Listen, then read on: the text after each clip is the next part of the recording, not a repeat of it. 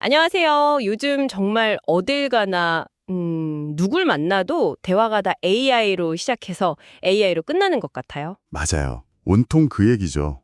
정말 거대한 파도가 밀려오는 느낌이에요. 네, 다들 막 다음 AI 유망주가 뭐냐 이것만 찾고 있으니까요. 근데 가끔은 이런 생각도 들어요. 이 거대한 열풍에만 집중하다 보면 오히려 변치 않는 것들을 놓치게 되는 건 아닐까 하고요. 아주 중요한 지점이네요.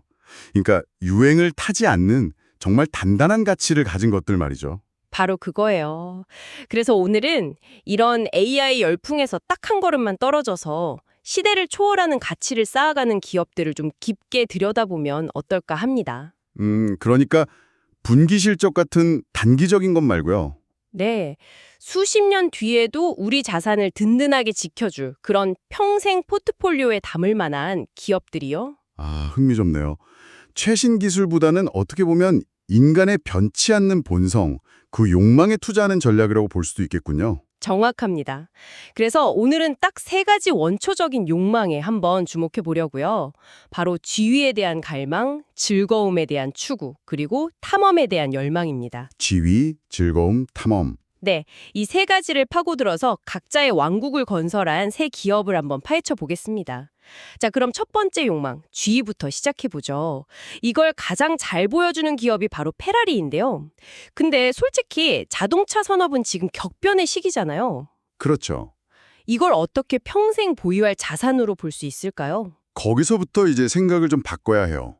페라리는 자동차 회사가 아니거든요. 아, 자동차 회사가 아니라고요? 네. 이들은 지위와 선망이라는 어떻게 보면 꿈을 파는 럭셔리 브랜드죠. 비즈니스 모델을 보면 그게 딱 보여요. 보통 자동차 회사들은 한 대라도 더 팔려고 하잖아요. 당연하죠. 페라리는 정반대예요. 오히려 어떻게 하면 덜 팔까를 고민하죠. 덜 판다고요? 그게 말이 되나요? 되고 말고요. 지난 12개월 동안 전 세계에 팔린 페라리가 채 14,000대가 안 돼요. 정말 적네요. 이건 의도적인 공급 제한이에요. 아무나 가질 수 없다는 그 희소성, 그게 바로 브랜드 가치의 핵심이거든요. 수억 원짜리 차를 사려고 몇 년씩 기다려야 한다는 그 사실 자체가 페라리를 단순한 차가 아니라 성공의 증표로 만드는 거죠. 그건 정말 강력한 모델이네요. 그런데 전문가님, 제가 여기서 좀 비판적인 질문을 하나 드려도 될까요? 네, 얼마든지요. 지금은 전기차로의 대전환 시대잖아요. 테슬라 같은 기업들이 새로운 기준을 만들고 있는데 V12 엔진 소리가 상징이 페라리가 과연 수십 년 후에도 지금 같은 가치를 유지할 수 있을까요? 시대에 뒤처진 아름다운 화석이 될 위험은 없을까요? 아주 날카롭고 중요한 지적입니다. 실제로 많은 사람들이 그걸 우려하죠.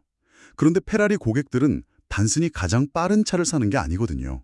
그럼 뭘 사는 건가요? 그들은 페라리의 유산과 감성을 사는 거예요.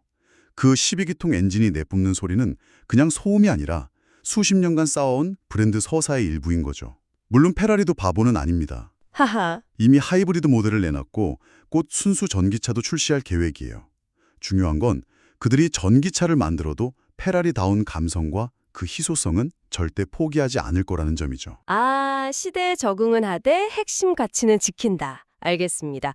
그런데 이렇게 강력한데도 최근 주가는 거의 30% 가까이 떨어졌어요. 맞아요. 시장은 왜 이렇게 불안해하는 걸까요? 방금 제가 질문한 것처럼 시장도 미래를 좀 의심하는 걸까요? 그것도 일부 있겠지만 더 직접적인 건 단기 실적 목표치에 대한 실망감, 그리고 전반적인 명품 시장 둔화에 대한 우려 때문이에요.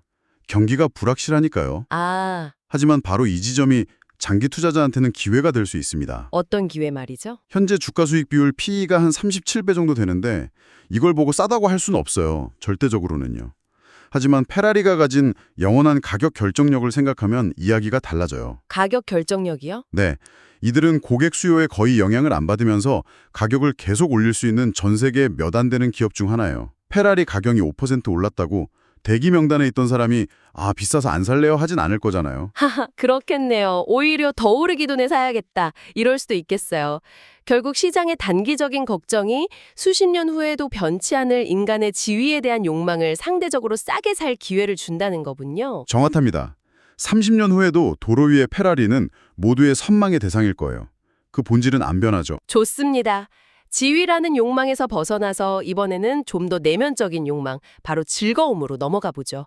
여러 세대에 걸쳐서 우리의 상상력을 사로잡아온 기업, 닌텐도입니다. 아, 닌텐도.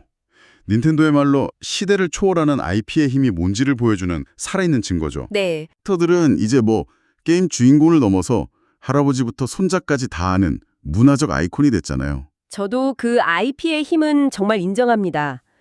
그런데 게임 산업이야말로 기술 변화가 가장 빠른 곳 아닌가요? 마이크로소프트나 소니 같은 거대 기업들이 엄청난 돈으로 크라우드 게이밍이다, 구독 서비스다, 차세대 전쟁을 벌이고 있는데 그렇죠. IP 하나만 믿고 하드웨어 장사를 고집하는 닌텐도가 과연 안전할까요? 자칫하다간 그 강력한 IP가 그냥 추억 속 캐릭터로만 남게 될 위험은 없을까요? 그것도 합리적인 우려입니다. 하지만 닌텐도는 애초에 그들과 같은 경기장에서 싸우질 않아요. 아, 경기장이 다르다. 네. 소니와 마소가 더 좋은 그래픽, 더 빠른 속도를 경쟁할 때 닌텐도는 어떻게 하면 더 재미있는 경험을 줄까? 이걸 고민하죠. 위에 모션 컨트롤이나 스위치 하이브리드 컨셉처럼요. 그들은 기술이 아니라 자신들의 IP들 가장 잘 즐길 수 있는 놀이의 방식을 파는 겁니다. 알겠습니다.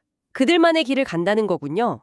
그런데 여기서 정말 의외인 점이 닌텐도 주가가 최근 25%나 하락했는데 그 원인이 바로 요즘 시장을 뜨겁게 달군 AI 붐 때문이라고요? 네, 정말 아이러니하죠. 이건 정말 예상 밖인데요. 어떻게 그런 일이 벌어진 거죠? 쉽게 말해서 AI 서버 만드는 데 들어가는 고성능 반도체 수요가 폭증하면서 다른 반도체 가격까지 같이 오른 거예요. 아, 그러다 보니 닌텐도 스위치 같은 게임기를 만드는 원가 부담이 커진 거죠. 투자자들은 원가가 오르면 다음 분기 이익이 줄겠구나 하고 주식을 판 거고요. 잠깐만요. 그럼 정리해보면 시장은 고작 몇 분기 동안의 부품값 상승을 걱정하느라 네, 올해 초에 나와서 불티나게 팔리는 닌텐도 스위치2의 잠재력이나 전 세계에 1억 2,800만 명의 거대한 이용자 기반, 그리고 슈퍼마리오 영화나 테마파크의 성공 같은 이런 장기적인 그림은 그냥 무시하고 있다는 건가요? 바로 그겁니다. 이건 좀 심한 근시안적 반응 아닌가요? 시장이 단기적인 악재에 얼마나 과민하게 반응하는지를 보여주는 완벽한 예시죠. 반도체 가격은 사이클을 타기 마련이고 언젠가는 안정될 거예요. 하지만 세대를 거쳐 쌓아온 마리오와 젤다의 브랜드 가치는 사라지지 않죠. 그렇죠. 오히려 영화나 테마파크로 계속 확장되고 있고요.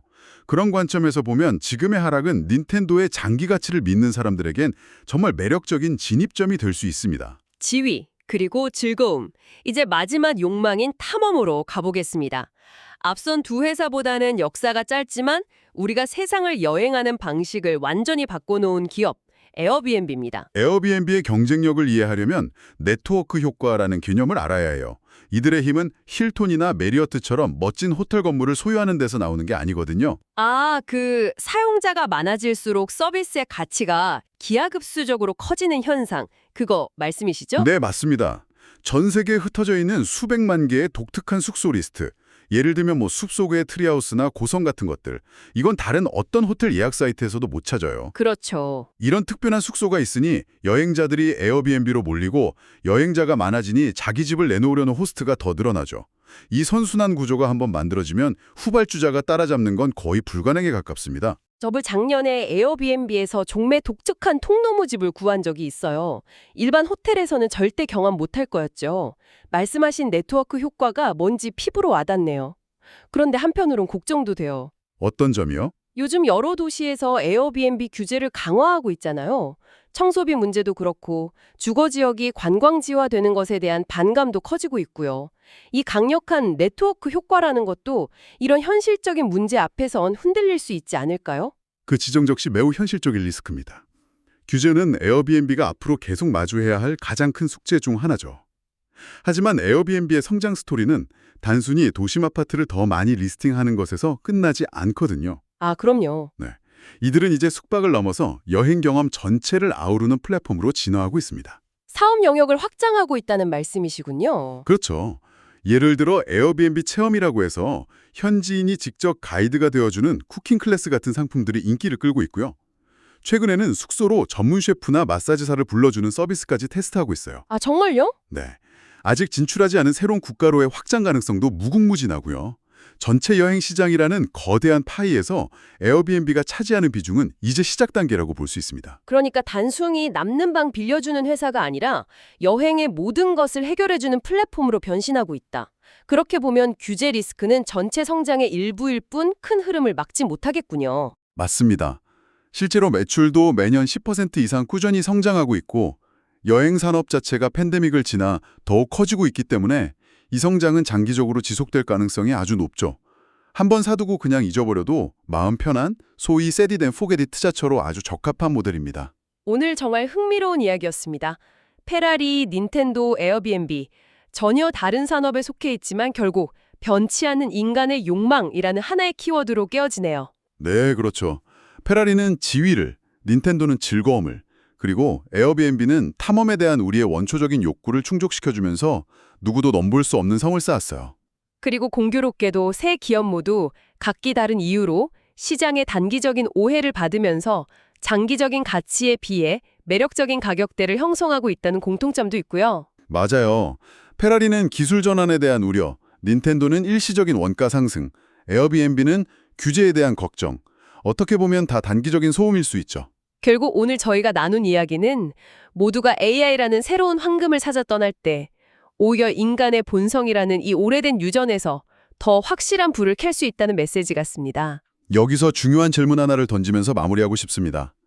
세상이 온통 차세대 기술에만 열광하는 지금 우리가 혹시 간과하고 있는 좀 지루해 보이는 산업 속에도 이런 평생 기업이 숨어 있지 않을까요? 어쩌면 진정한 불을 쌓는 길은 최신 유행을 쫓는 게 아니라 지위, 즐거움, 탐험처럼 인간의 변치 않는 욕망을 파고드는 기업을 알아보는데 그 열쇠가 있을지도 모릅니다. 여러분이라면 어떤 분야에서 그런 기업을 찾아보시겠어요?